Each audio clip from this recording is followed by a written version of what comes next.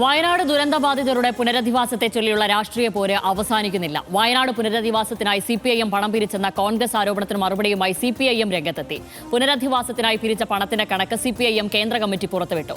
2 ഘട്ടങ്ങളിലായി 92,99,000 രൂപയാണ് CPIM മുഖ്യമന്ത്രിയുടെ ദുരിതാശ്വാസ നിധിയിലേക്ക് കൈമാറിയത്. ഇതിനു പുറമെ പാർട്ടിയുടെ വിവിധ ബഹുജന സംഘടനകളും വലിയ തുകകൾ ദുരിതാശ്വാസ നിധിയിലേക്ക് നൽകിയിട്ടുണ്ടെന്നും ജനറൽ സെക്രട്ടറി MA ബേബി വ്യക്തമാക്കി. ഇതോടെ കോൺഗ്രസ് പിരിച്ച പണത്തിന്റെ കണക്ക് കൂടി പുറത്തുവിടണമെന്ന ആവശ്യം വീണ്ടും ശക്തമായിട്ടുണ്ട്.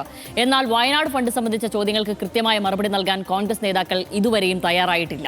ഇതിനിടെ കോൺഗ്രസ് പ്രഖ്യാപിച്ച വീട് നിർമ്മാണത്തിന് ഭൂമി വാങ്ങിയ കാര്യത്തിലും തട്ടിപ്പ് നടന്നിട്ടുണ്ടെന്ന് CPIM വയനാട് ജില്ലാ സെക്രട്ടറി K റഫീഖ് ആരോപിച്ചു. 1.25 കോടി രൂപയുടെ വെട്ടിപ്പ് നടന്നു എന്നാണ് ഉയരുന്ന ആരോപണം. തറക്കല്ലിട്ട് 1 മാസം പിന്നിട്ടിട്ടും വീടുകളുടെ നിർമ്മാണം ആരംഭിക്കാൻ പോലും കോൺഗ്രസിന് കഴിഞ്ഞിട്ടില്ല. നിയമസഭാ തെരഞ്ഞെടുപ്പ് അടുത്തിരിക്കെ മുഖ്യ രാഷ്ട്രീയ വിഷയമായി വയനാട് പുനരധിവാസം മാറുകയാണോ? വിമർശനം ശക്തമായിട്ടും എന്തുകൊണ്ടാണ് കണക്കുകൾ പുറത്തുവിടാൻ കോൺഗ്രസ് തയ്യാറാവാത്തത്? കാണാം RD എക്സ്ട്രാക്ട്.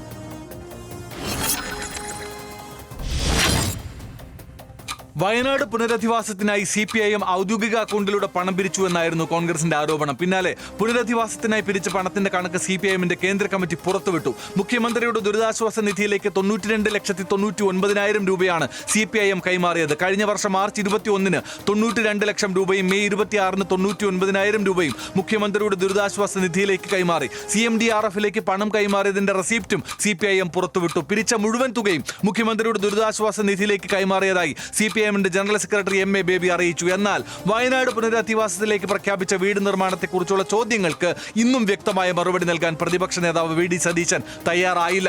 പദ്ധതി പൂർത്തിയായാൽ കണക്ക് അവതരിപ്പിക്കും എന്നാണ് സതീശൻ ആവർത്തിക്കുന്നത്. അതേസമയം ദുരന്തബാധിതർക്കായി കോൺഗ്രസ് വാങ്ങിയ ഭൂമി ഇടപാടിൽ കോടികളുടെ ക്രമക്കേടുണ്ടായെന്ന ആരോപണവുമായി CPIMന്റെ വയനാട് ജില്ലാ സെക്രട്ടറി K റഫീഖ് രംഗത്തെത്തിയിട്ടുണ്ട്. RD extract, news Malayalam.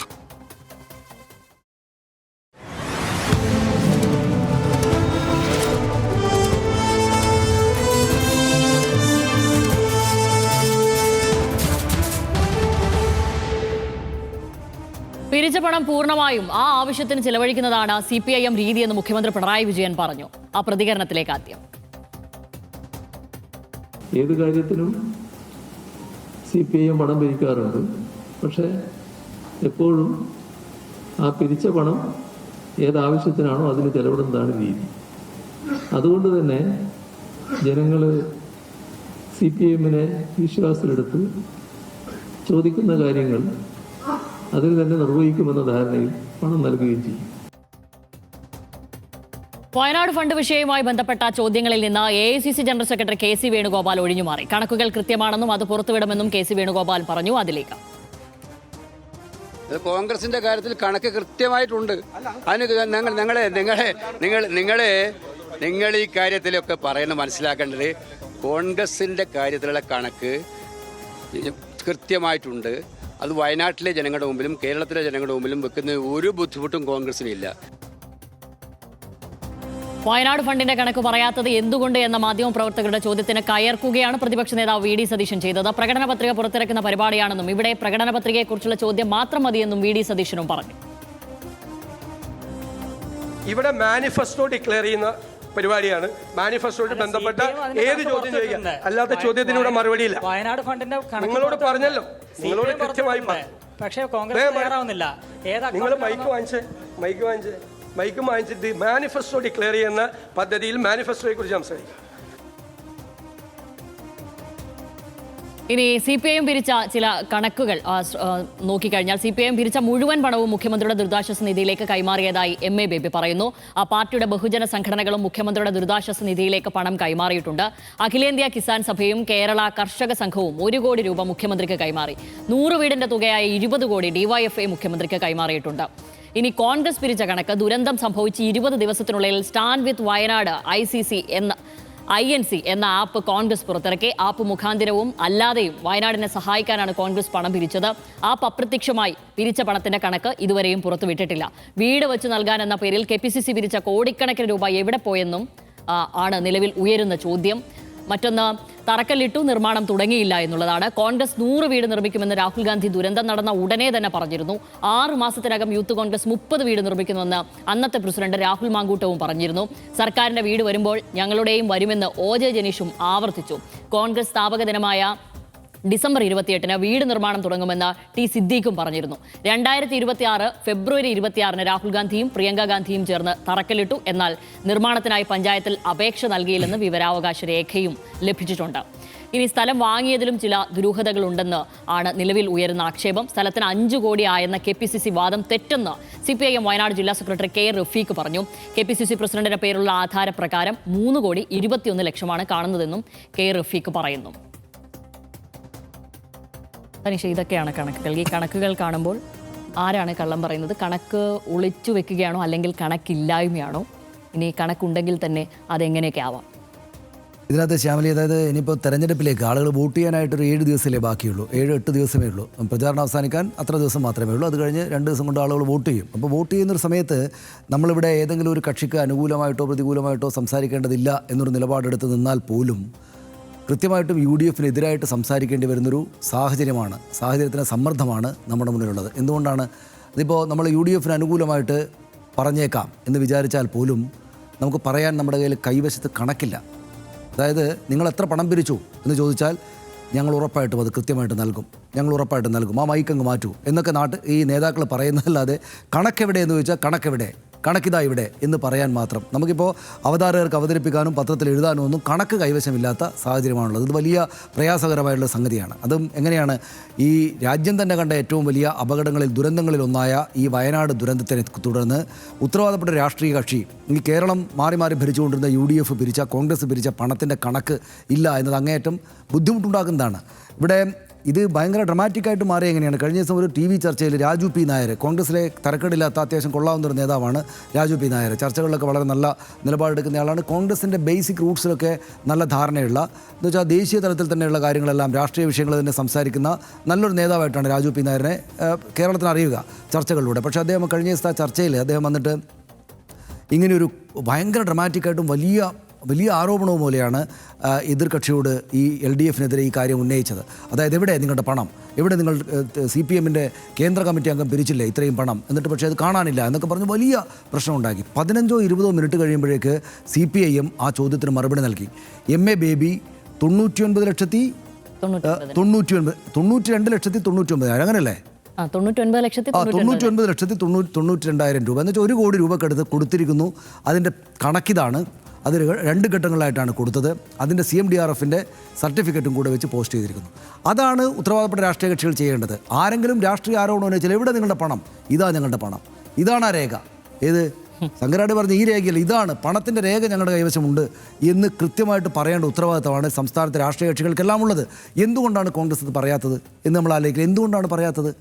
അതായത് കണക്കിപ്പോൾ പഴയതുപോലെ പേപ്പറിൽ എഴുതി വെച്ചിരിക്കുന്നതോ, കണക്ക് പണം അട്ടിയായി വെച്ചിട്ട് അതെടുത്ത് ഈ തുപ്പൽ കൂട്ടി എഴുതിയിട്ട് കൂട്ടേണ്ട കാര്യമൊന്നും ഇപ്പോൾ ഇല്ല. ഇപ്പോൾ ആളുകളുടെ ഫോണിലുണ്ട്. അക്കൗണ്ടിൽ ചെന്നാൽ ഒരു ക്ലിക്കിൽ പണത്തിൻ്റെ ഇതറിയാം. അപ്പോൾ അതെവിടെയാണ് കിടക്കുന്നതെന്ന് നോക്കിയാൽ മതി. ആ പണം ഇത്രയുണ്ട് ഞങ്ങളുടെ കൈവശം എന്ന് പറഞ്ഞാൽ കേസ് തീർന്നു. എന്നിട്ട് തെരഞ്ഞെടുപ്പ് മറ്റു കാര്യങ്ങളിലൂടെ കടന്നു പോയിട്ട് വികസനവും മറ്റ് രാഷ്ട്രീയ വിഷയങ്ങളും പരിശോധിച്ച് ജനത്തിന് വോട്ട് ചെയ്യണം. പക്ഷേ ഒരു തെരഞ്ഞെടുപ്പ് കാലമാണല്ലോ ഇത്തരം കാര്യങ്ങൾ ഏറ്റവും സുതാര്യമായിട്ടുള്ള കാര്യങ്ങൾ വരാനുള്ള ഒരു കാലം. സുതാര്യതയോട് കൂടിയിട്ട് ഇത്തരം കാര്യങ്ങൾ പറയാനും ചോദിക്കാനുമുള്ള ഏറ്റവും പ്രധാനപ്പെട്ട ഒരു സാഹചര്യമാണ് തെരഞ്ഞെടുപ്പ് കാലം. കാരണം ആ കാലത്ത് ആളുകൾക്ക് ചോദിച്ചതിന് ധൈര്യത്തോടെ മറുപടി നൽകുന്ന ആളുകളെ കാണാം. ഇന്നിപ്പോൾ പ്രകടന പത്രിക 2 കക്ഷികളും പുറത്തേക്ക് ഇറക്കിയ ദിവസമാണ്. അത് നമ്മൾ വിശദമായിട്ട് ചർച്ച ചെയ്യുന്നുണ്ട്. രണ്ടിലും നല്ല കാര്യങ്ങളുണ്ട്. പ്രകടന പത്രിക എന്ന് വെച്ചാൽ ഞങ്ങൾ ചെയ്യാൻ പോകുന്ന കാര്യം എന്നതാണ്. ഇന്നതാണ് എന്നത് സംബന്ധിച്ച് പ്രകടന പത്രിക പുറത്തിറക്കുമ്പോൾ അതിൽ പറയുന്ന വാഗ്ദാനങ്ങളെ ജനം വിശ്വസിക്കണമെങ്കിൽ ഞങ്ങളിതാ ചെയ്ത കാര്യങ്ങൾക്ക് ഇതാ കൃത്യമായിട്ടുള്ള രേഖയുണ്ട് എന്ന ഒരു പ്രൂഫ് കൂടെ വേണം. അപ്പോൾ അവിടെയാണ് കോൺഗ്രസ് പരാജയപ്പെട്ടു പോകുന്നത്. എവിടെ നിങ്ങളുടെ പണം? അത് പറയാം, ഇപ്പോൾ പറയാം, നാളെ പറയാം, മറ്റന്നാൾ പറയാം, ഒന്ന് വോട്ട് വീണോട്ട് അതിനുശേഷം പറയാം, അല്ലെങ്കിൽ നാളെ രാവിലെ മറ്റേയാൾ പറയും. ഇങ്ങനെ പറഞ്ഞു പോകാൻ എങ്ങനെയാണ് പറ്റുമെന്ന് എനിക്ക് മനസ്സിലാകുന്നത്. ഞാൻ RDXൽ ഇതുവരെയുള്ള ദിവസങ്ങളിലൊന്നും ഈ പറയുന്ന വിഷയം വന്നപ്പോഴൊന്നും അല്ലാതെയും ഈ പണത്തിൻ്റെ തുകയെ സംബന്ധിച്ച് നമ്മൾ ചോദ്യം ഉന്നയിക്കുക ഒന്നും ചെയ്തിട്ടില്ല. കാരണം അത് ആവശ്യത്തിലേറെ അന്തരീക്ഷത്തിലുണ്ട്. ഇടതുപക്ഷം CPM-ഉം DYFI ഒക്കെ അതൊരു പ്രധാനപ്പെട്ട രാഷ്ട്രീയ വിഷയമായതുകൊണ്ട് എവിടെ നിങ്ങളുടെ പണം എന്ന് ചോദിക്കുന്നതുണ്ട്. അപ്പം പിന്നെ മാധ്യമങ്ങൾ കൂടെ വല്ലാത്തതിലിങ്ങനെ. പക്ഷേ ഇത് അതിര് കടന്നങ്ങ് പോവുകയാണ്. കാരണം എവിടെ ഈ പണം? അത് സാധാരണമായ എന്തെങ്കിലും കാര്യത്തിൽ പിരിച്ചതാണോ? ഈ സംസ്ഥാനം ആകെപ്പാടെ നടുങ്ങിപ്പോയൊരു സംഭവം, നമ്മുടെ സംസ്ഥാനം കണ്ടിട്ടില്ലാത്തൊരു സംഭവം, നമ്മുടെ രാജ്യമാകെ തന്നെയും സാഗൂതം അങ്ങേയറ്റം ദുഃഖഭരിതമായിട്ട് നോക്കിയ സംഭവം, നമ്മുടെ അയൽ സംസ്ഥാനങ്ങളിലെ മെഗാ സിനിമാ താരങ്ങളടക്കം പണം വന്ന് സർക്കാരിനെ ഏൽപ്പിച്ച സമയം, അങ്ങനെ ആകെപ്പാടെ കുലുങ്ങിയിട്ട് സൈക്കിൾ വാങ്ങാൻ വെച്ച പണം എടുത്തിട്ട് കുട്ടികൾ ചെന്നിട്ട് CMDRF-ൽ കൊടുത്ത കാലം അവിടെ കോൺഗ്രസ്സേ നിങ്ങളുടെ പണം എവിടെയെന്ന് ചോദിച്ചാൽ ഇതാ ഞങ്ങളുടെ പണം, ഞങ്ങളുടെ തുക കണക്കുണ്ട്, ഞങ്ങൾ നാട്ടുകാരിൽ നിന്ന് പിരിച്ച പൈസ കണക്കുണ്ടെന്ന് ആർജവത്തോടുകൂടി പറയേണ്ടുന്ന സന്ദർഭമല്ലേ ഇത്? അപ്പോഴല്ലേ നമുക്ക് നമ്മളെപ്പോലുള്ള മാധ്യമപ്രവർത്തകർക്ക്, മാധ്യമ സ്ഥാപനങ്ങൾക്ക് ഇതാ ഒരു ഈക്വൽ ആയിട്ടുള്ള ആളുകളാണ് ഇവരെല്ലാം, ഇവർ രണ്ടും തമ്മിൽ നിങ്ങൾ രാഷ്ട്രീയമായിട്ട് ഇവരെ കണ്ടിട്ട് വോട്ട് ചെയ്തോളൂ എന്ന് ജനത്തോട് നമുക്ക് പറയാൻ പറ്റൂ. കാരണം ഇവർ രണ്ടുപേരും തുല്യാതുല്യം നിൽക്കുകയാണ്. ഇവിടെ പക്ഷേ കോൺഗ്രസ് താഴെ നിൽക്കുകയാണ്, കണക്ക് കൊടുക്കാൻ പറ്റുന്നില്ല. CPM-നോട് ചോദിച്ചാൽ 15 മിനിറ്റിനകത്ത് അവർ കണക്ക് കൊടുക്കും. ഞാനിപ്പോൾ വിചാരിക്കുന്നത് അവർ ചിലപ്പോൾ നാളെ ഇപ്പോൾ CPM-ൻ്റെ കേന്ദ്ര കമ്മിറ്റിയുടെ അക്കൗണ്ടിലൂടെ പിരിച്ച തുകയാണ് ഈ 99,92,200,000 രൂപ. അവരുടെ ചെറു സംഘടനകളും ക്ലബ്ബുകളും അതും ഇതും DYFIയും വനിതാ മഹിളാ അസോസിയേഷനും എല്ലാം കൂടെ പിരിച്ച പണത്തിൻ്റെ കണക്കുമായിട്ട് നാളെ വന്നാൽ ഈ സോഷ്യൽ മീഡിയ ആകെപ്പാടെ ആ കണക്കുകൾ കൊണ്ട് നിറയും. അപ്പോൾ കോൺഗ്രസിൻ്റെ പണം എവിടെ എന്ന ചോദ്യം കൂടുതൽ ശബ്ദത്തിൽ പ്രതിധ്വനിക്കും. നമ്മുടെ മാധ്യമപ്രവർത്തകർ, നമ്മുടെ റിപ്പോർട്ടർമാർ അവരോട് ഒന്ന് മൈക്കിൽ ചോദിക്കും. അവർ ചൂടാകും. അവരുടെ ചൂടായ മുഖം നമ്മുടെ റിപ്പോർട്ടർമാർ കാണണം. എന്തെന്തൊക്കെ ബുദ്ധിമുട്ടുകളാണ്. അന്ന് രാത്രി RDX ചർച്ച ചെയ്യണം, നമ്മളിത് പറയണം. അപ്പോൾ നമ്മൾ ചീത്ത വിളിക്കാൻ കോൺഗ്രസ്സുകാർക്ക് തോന്നും. അവർ താഴെ വന്നിട്ട് ഈ കമൻറ്റ് ബോക്സിന് മുഴുവൻ നിങ്ങൾ എന്താണ് ഈ ഏകപക്ഷീയമായിട്ട് നിലപാടെടുക്കുന്നതെന്ന് ചോദിക്കും. ആകെപ്പാടെ ബുദ്ധിമുട്ട് കേരളത്തിലാകെ, നമുക്കും ബുദ്ധിമുട്ട്. ഈ ബുദ്ധിമുട്ടെല്ലാം പരിഹരിക്കാൻ കോൺഗ്രസ് ഇതാ ഞങ്ങളുടെ കണക്ക് ഒന്ന് കൂട്ടിയിട്ട് കാൽക്കുലേറ്റർ മറ്റോ വേണമെങ്കിൽ ഫോണിൽ തന്നെ കാൽക്കുലേറ്ററിൻ്റെ ആപ്പ് എടുത്തിട്ട് അതിനകത്ത് പൈസ ഇട്ട് കൂട്ടിയിട്ട് ഇതാ ഞങ്ങളുടെ കണക്ക് എന്ന് പറഞ്ഞാൽ തീരുന്ന കേസാണിത്. ഇനിയും അത് വൈകരുത്. തെരഞ്ഞെടുപ്പ് വോട്ട് പെട്ടിയിലാവട്ടെ, അതിനുശേഷം പറയാം എന്ന് പറഞ്ഞാൽ ജനം വിശ്വസിക്കില്ല എന്നാണ് എനിക്ക് തോന്നുന്നത്. ശ്യാമിലി, എനിക്ക് സമാനമായ നിരീക്ഷണം തന്നെയാണ് സനീഷ ഇതിലുള്ളത്. കാരണം ഇതിൽ മറിച്ചൊന്നും പറയാനില്ല. ഒന്നാമത് കാരണം നമുക്ക് ഏതെങ്കിലും തരത്തിലൊരു വിഷയത്തെ പരിഗണിക്കുമ്പോൾ അവരോട് ചേർന്ന് നിൽക്കുമെങ്കിൽ സ്വാഭാവികമായും എന്തെങ്കിലും ഒരു കടലാസെങ്കിലും നമ്മളെ കാണിച്ചു തരണ്ടേ? അങ്ങനെ ഇല്ലല്ലോ. സത്യത്തിൽ ഞാൻ സാധാരണഗതിയിൽ ഈ വാചകം ഉപയോഗിക്കുന്നത്, അതായത് മടിയിൽ കനമുള്ളവനെ വഴിയിൽ പേടിക്കേണ്ടു എന്ന് സാധാരണ ഞാൻ പറഞ്ഞു കേട്ടിരിക്കുന്നത് മുഖ്യമന്ത്രി പിണറായി വിജയനാണ്. അപ്പോൾ വയനാട് പുനരധിവാസവും അതിൻ്റെ ടൗൺഷിപ്പ് നിർമ്മാണവും ഒക്കെയായി ബന്ധപ്പെട്ട് പിരിച്ച തുകയിലോ അല്ലാതെയോ ഒക്കെയായി സർക്കാരിനും CPIM-നും DYFIക്കുമൊക്കെ നിലവിൽ മടിയിൽ കനമില്ലാത്ത നിലയാണ് എന്നാണ് എനിക്ക് ഇതുമായി ബന്ധപ്പെട്ടുള്ള കണക്കുകളൊക്കെ പരിശോധിക്കുമ്പോൾ മനസ്സിലാവുന്നത്. കാരണം എല്ലാ കണക്കുകളും പൊതുമധ്യത്തിൽ നിലവിൽ ലഭ്യമാണ്. അതിലൊന്ന് CMDRF ആണല്ലോ. അത് ഏറ്റവും സുതാര്യമായ ഒരു കാര്യമാണ് സംസ്ഥാനത്തിനെ സംബന്ധിച്ച്. കാരണം അത് കൈകാര്യം ചെയ്യുന്നത് റവന്യൂ വകുപ്പാണ്. അത് മാത്രമല്ല, ആർക്കെങ്കിലും വെറുതെ ഒന്ന് ഗൂഗിൾ ചെയ്തിട്ട് കേരള CMDRF എന്ന് അടിച്ചു കഴിഞ്ഞ് കഴിഞ്ഞാൽ അതിനുള്ളിൽ വയനാട് ലാൻഡ്സ്ലൈഡ് 2024 എന്നുള്ളതിൽ കൃത്യം കണക്കുകളുണ്ട്. എത്ര പിടിച്ചു, എത്രയാണ് അവിടെ ചിലവാക്കിയിരിക്കുന്നത്, ആ ചിലവാക്കിയത് ഏതൊക്കെ ഭാഗങ്ങളിലേക്കാണ് അലോക്കേറ്റ് ചെയ്ത് പോയിരിക്കുന്നത് എന്നൊക്കെ അവിടെ ഉണ്ട്. അപ്പോൾ എങ്കിലും അത് പറയാം. 410 വീടാണ് നിർമ്മിക്കാൻ തീരുമാനിച്ചിരുന്നത്. അതിന് മൊത്തത്തിൽ വീട് മാത്രമല്ല, അത് അംഗനവാടിയുണ്ട്, അവിടെ പാലങ്ങളുണ്ട്, ടൗൺഷിപ്പ് ഉണ്ട്, അവിടെ പാർക്കുണ്ട് എന്ന് വേണ്ട ഒരു മനുഷ്യന് ജീവിക്കേണ്ട എല്ലാ സാഹചര്യങ്ങളും അവിടെ സൃഷ്ടിക്കാനുള്ള തീരുമാനമാണല്ലോ ഉണ്ടായിരിക്കുന്നത്. അതിൽ 410 വീടുകളുണ്ട്. അതിനനുസരിച്ചുള്ള സ്ഥലം അവിടെ എടുത്ത് പണികൾ തുടങ്ങി എല്ലാം ചെയ്തു. 351 കോടിയാണ് അതിനായി വകയിരുത്തിയിരുന്നത്. പക്ഷേ CMDRFിലേക്ക് ഇത്രയും അധികം മനുഷ്യരുടെ കണ്ണീര് കണ്ട് വീണ് ഒരു രാത്രി എഴുന്നേൽക്കുമ്പോൾ സർവ്വതും ഒലിച്ചുപോയ മനുഷ്യനോട് ചേർന്ന് നിന്ന് ആബാലവൃദ്ധം ജനങ്ങളുണ്ട്. അവർക്ക് മുഴുവനായി CMDRFിലേക്ക് കൊടുത്തിരിക്കുന്നത് 773.98 കോടി രൂപയാണ്. ആ തുക അവിടെയുണ്ട്. എന്നിട്ട് 178 വീടുകളാണ് നിലവിൽ കൈമാറിയിരിക്കുന്നത്. അതിൻ്റെ അനുബന്ധ പണികൾ ഇപ്പോഴും നടന്നുകൊണ്ടിരിക്കുക. അത് നിശ്ചലമല്ല, ഇപ്പോഴും നടന്നുകൊണ്ടിരിക്കുകയാണ്. അത്തരം വാർത്തകളുണ്ട്. അതിനായി അവിടെ ചിലവാക്കിയിരിക്കുന്നത് 167.12 കോടി രൂപയാണ്. ഈ കണക്കും CMDRFിലുണ്ട്. ഇത് ആർക്ക് വേണമെങ്കിലും നോക്കാം. അതിൽ സുതാര്യമാണ്, അതിൽ കള്ളമില്ല.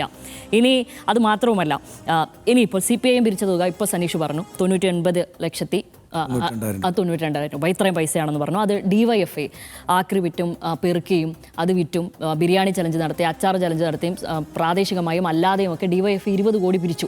അവരവരുടെ CMDRFിലേക്ക് അത് കൈമാറി. അതിൻ്റെ രേഖകളും സംസ്ഥാന DYFIൻ്റെ സംസ്ഥാന സെക്രട്ടറിയും പ്രസിഡന്റും അടക്കം എല്ലാവരും ഫേസ്ബുക്കിൽ ഈ പറയുന്ന കോൺഗ്രസ്സുകാർ ചലഞ്ച് ചെയ്തിട്ട് തന്നെയാണ്, അബിൻ വർക്കി അടക്കമുള്ളവർ ചലഞ്ച് ചെയ്തതിൻ്റെ ഭാഗമായിട്ടാണ് അതൊക്കെ വന്നിട്ടിരിക്കുന്നത്. അപ്പോൾ ഇവർ ചോദിക്കുമ്പോഴെല്ലാം കൃത്യമായ കണക്കുകളുണ്ട് ഇവരുടെ കയ്യിൽ.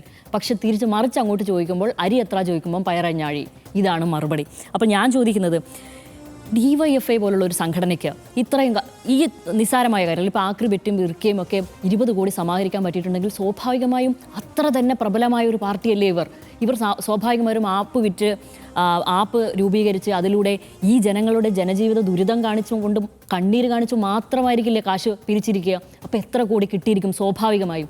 ആ കണക്കില്ല. അതാണ് ചോദിക്കുന്നത്. എങ്കിലും ഞാൻ ഇപ്പോഴും ആലോചിക്കുകയാണ്, എൻ്റെ അക്കൗണ്ടിൽ എത്ര പൈസ ഉണ്ടെന്ന് ഇപ്പോൾ എനിക്ക് പറയാൻ പറ്റും. സനീഷിന് എത്രയുണ്ട് എന്ന് പറയാൻ പറ്റും. എല്ലാവർക്കും ഇത് പറ്റുന്നേ.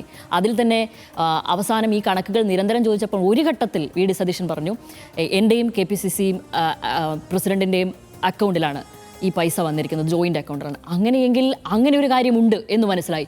എന്നിട്ട് അവർക്ക് അതിൻ്റെ ഒരു സ്റ്റേറ്റ്മെൻറ്റ് എടുക്കാൻ പറ്റുന്നില്ല. അതിൽ സ്റ്റേറ്റ്മെൻറ്റിൽ ഇത്ര ഉണ്ട് എന്ന് പറയാൻ പറ്റുന്നില്ല. അപ്പോൾ തന്നെ ഭൂമി വാങ്ങിയതിലുള്ള ചില പ്രശ്നങ്ങൾ, പ്രകാരമുള്ള പ്രശ്നങ്ങൾ നമ്മളിപ്പോൾ തന്നെ അതിൻ്റെ കണക്കുകൾ പറയുന്നു. പുതിയ ആരോപണങ്ങൾ വരുന്നു. അതിനെയും നിഷേധിക്കുകയെങ്കിലും ചെയ്യണം.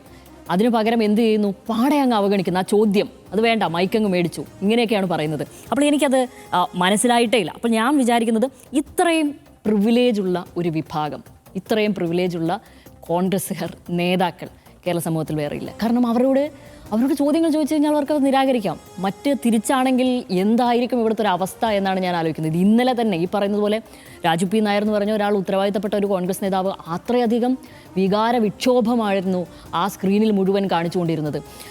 എം സ്വരാജ് ഒരു ഘട്ടത്തിൽ വിളിച്ച ശവന്തൂക്കി എന്നുള്ള വീടിൽ അത്രയധികം കൊണ്ടു എന്ന് തന്നെയാണ് മനസ്സിലാക്കുന്നത്. ആർക്കായാലും കൊണ്ടുപോകും, സ്വാഭാവികമായും മനസാക്ഷിയുള്ള ആർക്കായാലും കൊള്ളും. പക്ഷേ അതിൻ്റെ ബലത്തിൽ അത് തിരിച്ചു വിളിക്കാൻ ഉണ്ടായ അദ്ദേഹത്തിൻ്റെ ധൈര്യം എന്നുള്ളത് ഈ പാർട്ടീൻ്റെ അടുത്തും കണക്കുണ്ടാവില്ല എന്നുള്ള ധാരണയാണ്.